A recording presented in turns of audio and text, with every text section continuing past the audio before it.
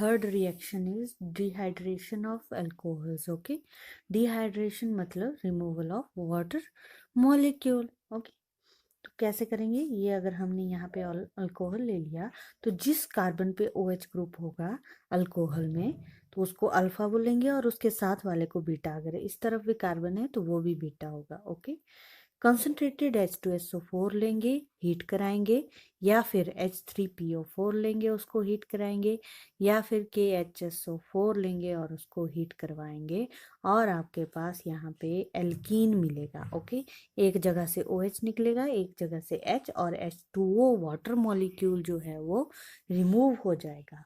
Okay, तो यहाँ से अल्फा पोजीशन से भी रिमूवल हो रही है, बीटा पोजीशन से भी, इसलिए इसको अल्फा बीटा एलिमिनेशन रिएक्शन भी बोलते हैं. ओके, तो मैकेनिज्म देख लेते हैं. E1 एलिमिनेशन रिएक्शन जो है मैकेनिज्म फॉलो करती है.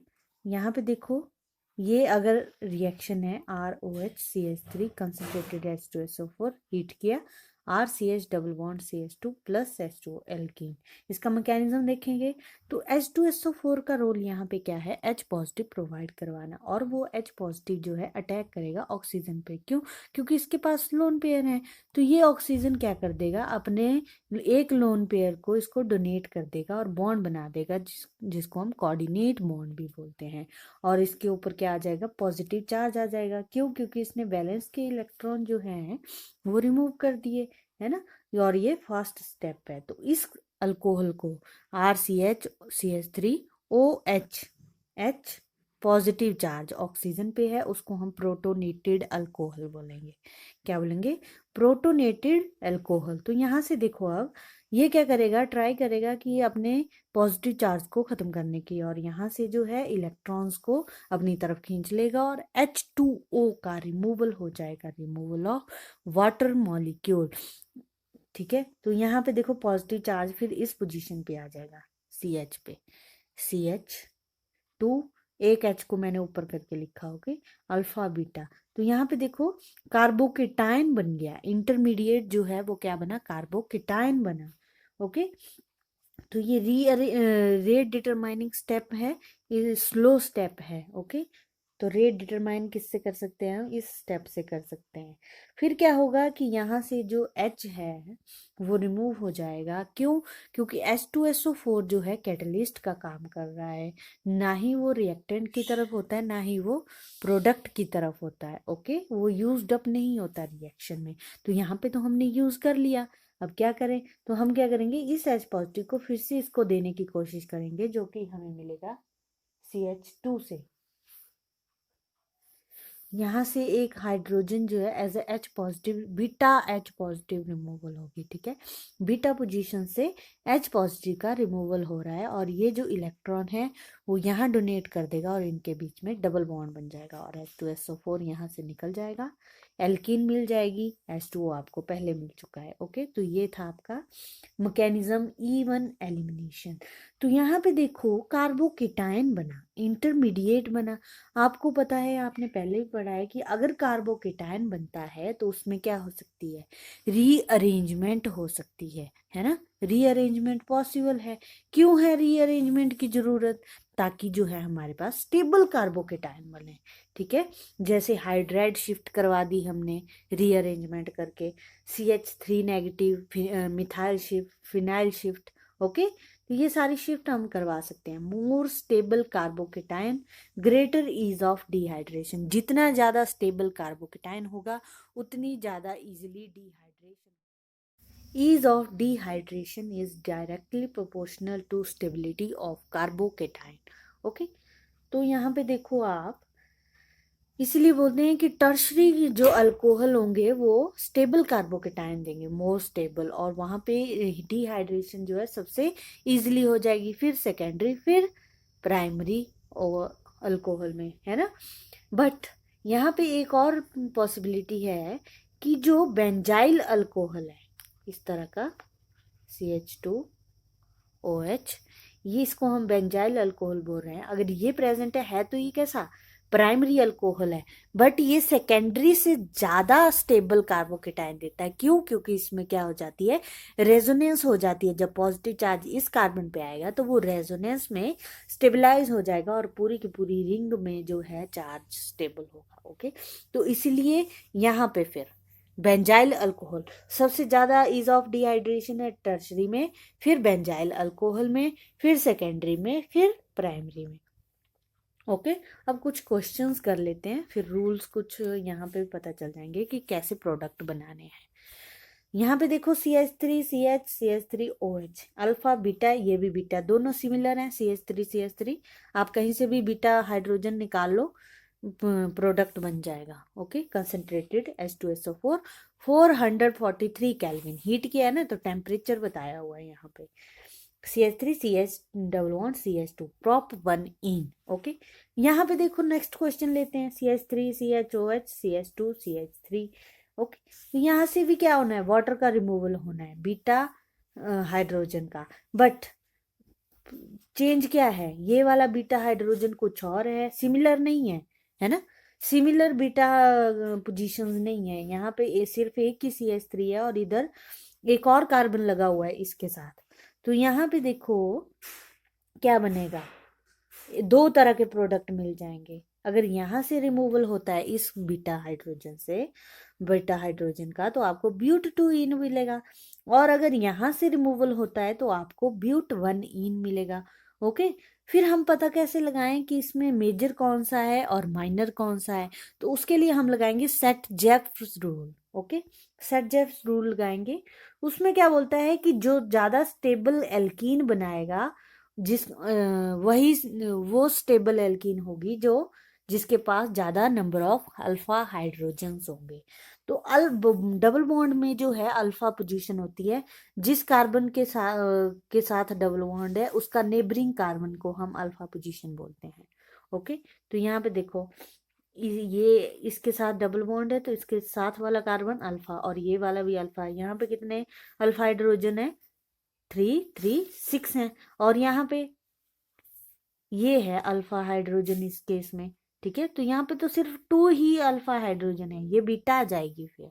ओके, तो इसीलिए जो है ब्यूट 2 इन जो है मेजर है, ब्यूट 1 इन माइनर है। ओके, सेट जेफ्स रूल लगाना है।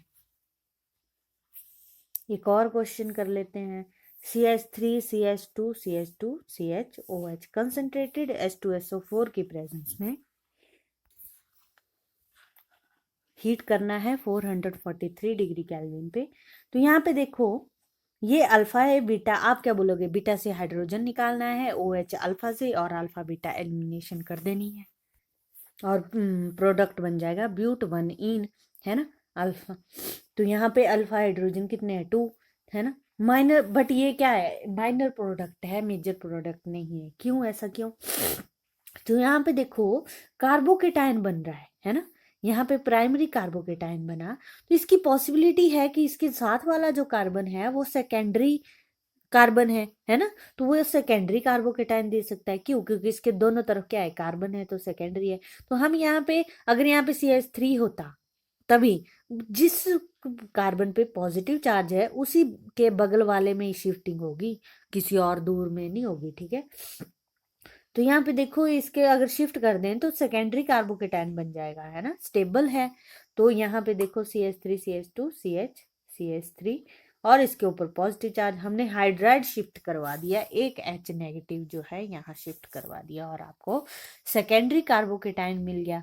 ठीक है, तो सेकेंडरी कार्बोकेटाइन मिला तो ये इसकी पॉसिबिलिटी भी है। अब इसके ऊपर पॉजिटिव चार्ज आ गया तो ये वाला भी बीटा है, ये वाला भी बीटा है ना, बीटा कार्बन है। बीटा हाइड्रोजन देखो, तो कहाँ से हमने बोला बीटा हाइड्रोजन की रिमूवल होनी है ना, तो दो प्रोडक्ट बन सकते हैं, एक तो यहाँ से भी रिमूवल हो सकता है, एक यहाँ से भी, बट स्टेबल कौन सा होगा, फिर वो हम लगाएंगे set Jeff rule. Set Jeff rule के अकॉर्डिंग जिसके पास ज्यादा अल्फा हाइड्रोजन होंगे, तो यहाँ पे ये वाला अल्फा और यहाँ पे ये वाला अल्फा, तो इसके पास कितने हैं, 6 अल्फा हाइड्रोजन है, और उसके पास सिर्फ 2 अल्फा हाइड्रोजन है, इसलिए ब्यूट 2 इन जो है मेजर प्रोडक्ट है। ओके, सिमिलर इसी तरह का टर्शरी जो है यहाँ पे बन सकता है, CH3 CH3 C CH3 CH2OH। तो इसमें भी आप बना के देखना है इसका प्रोडक्ट, कंसंट्रेटेड H2SO4 लेना है, हीट करना है। ओके, आप वीडियो को पॉज करके भी देख सकते हो अगर आपको ना पता लगे कि कैसे करना है। ठीक है, पहले पॉज कर लो फिर प्रोडक्ट बनाओ। अगर नहीं पता लगे तो यहाँ पे देखो क्या होगा, यहाँ पे अब मिथाइल शिफ्ट होगी। कैसे? इसके ऊपर अगर पॉजिटिव चार्ज आएगा तो वो प्राइमरी बनेगा, है ना, प्राइमरी कार्बोकेटाइन यहाँ पे। फिर पॉसिबिलिटी है कि जो साथ वाला कार्बन है वो टर्शरी नेचर का है, तो टर्शरी कार्बोकेटाइन बन सकता है। तो इसलिए ये क्या करेगा, मिथाइल ग्रुप। अब यहाँ पे हाइड्रोजन तो है नहीं, है ना। ऐसे भी अगर आप देख लो अल्फा बीटा जो है, बीटा हाइड्रोजन निकलना होता है, तो बीटा पोजीशन पे हाइड्रोजन तो है ही नहीं, तो हम शिफ्टिंग करवा रहे हैं CH3 नेगेटिव की, और शिफ्टिंग करवा दी तो आपको टर्शरी कार्बोकेटाइन मिल जाएगा। यहाँ पे टर्शरी कार्बोकेटाइन मिलेगा, फिर आप क्या करोगे, बीटा हाइड्रोजन को जो है रिमूवल करवा दोगे यहाँ से। ओके, तो यहाँ पे पॉसिबिलिटी है, चाहे ये भी बीटा है, ये भी बीटा है, ये भी बीटा कार्बन है। ठीक है, तो आप किसी के साथ भी जो है प्रोडक्ट बना सकते हो। तो यहाँ पे जो है दो दो तरह के प्रोडक्ट मिल जाएंगे आपको, एक तो साइड टर्मिनल डबल बॉन्ड होगा और एक में बीच में होगा। तो मेजर कौन सा होगा, जिसके पास ज्यादा अल्फा हाइड्रोजन है। तो यहाँ पे देखो 1 2 3 4 3, यहाँ पे 9 अल्फा हाइड्रोजन है और यहाँ पे कितने हैं, ये वाली अल्फा पोजीशन है और ये 3 2 5, 5 अल्फा हाइड्रोजन है। तो मेजर कौन सा होगा, जिसमें बीच में लगा हुआ है। Okay, double bond. सो अगर आपको रिएजेंट चेंज कर दे 90% टाइम, जब H2SO4 या H3PO4 या KHSO4 प्लस हीट का साइन दें, तो उसमें E1 एलिमिनेशन रिएक्शन ही होगी। ओके, कार्बोकेटाइन बनेगा और सिमिलर रिएक्शन होगी इन रिएजेंट में। अगर रिएजेंट चेंज कर दे Al2O3 alumina, P2O5 POCl3 pyridine की प्रेजेंस में हीट करें तो E2 एलिमिनेशन होगी। E2 एलिमिनेशन में क्या होगा कि कार्बोकेटाइन नहीं बनेगा, ना ही कोई रीअरेंजमेंट होगी, सेट जेफ रूल लगेगा। ओके, सेट जेफ रूल तो फॉलो करेगा बट कार्बोकेटाइन नहीं बनेगा और ना ही रीअरेंजमेंट होगी, E2 एलिमिनेशन होगी। जैसे एग्जांपल देख लो, यहाँ पे CH3 CH2 CH2 CH2OH Al2O3 लिया, हीट किया। ओके, तो यहाँ पे क्या है, ये अल्फा पोजीशन है, ये बीटा पोजीशन है, सेट जेफ रूल लगाओ, लगा सकते हो आप किसी में, है ना। कोई और प्रोडक्ट ले लें अगर, तो यहाँ पे क्या होगा, बीटा से हाइड्रोजन निकलेगा, O से यहाँ, और अल्फा से OH निकलेगा, अल्फा बीटा एलिमिनेशन हो जाएगी और यही मेजर प्रोडक्ट होगा। कब? जब Al2O3 होगा, यूज करेंगे। अगर यहाँ पे कंसंट्रेटेड H2SO4 होना था तो E1 एलिमिनेशन हो रही थी और रीअरेंजमेंट पॉसिबल थी और सेकेंडरी कार्बोकेटाइन बनना था, बट यहाँ पे कार्बोकेटाइन ही नहीं बनेगा। क्यों? क्योंकि E2 एलिमिनेशन रिएक्शन है और ना ही कोई रीअरेंजमेंट रिएक्शन होगी यहाँ पे। ओके, तो ये था आपका आज का टॉपिक। Thank you.